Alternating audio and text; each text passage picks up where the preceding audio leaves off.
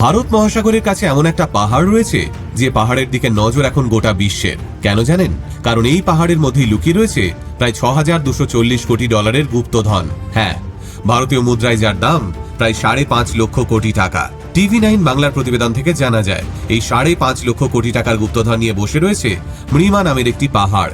এটি কেনিয়ার দক্ষিণের উপকূলীয় অঞ্চলে অবস্থিত। আর এই ঘন জঙ্গলে ঘেরা পাহাড়ের নিচেই নাকি রয়েছে কোটি কোটি টাকার খনিজ পদার্থের বিশাল ভান্ডার। এই খনিজ ভান্ডার যদি একবার পাওয়া যায় তাহলে নাকি গোটা পৃথিবীতে ঘটে যেতে পারে ঐতিহাসিক পরিবর্তন।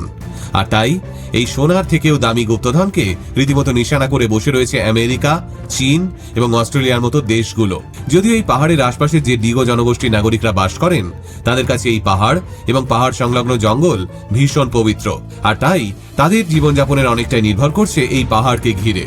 এখন দেখার কবে এই গুপ্তধন উদ্ধার করা হয় এবং শেষমেশ কে এর ভাগিদার হয়।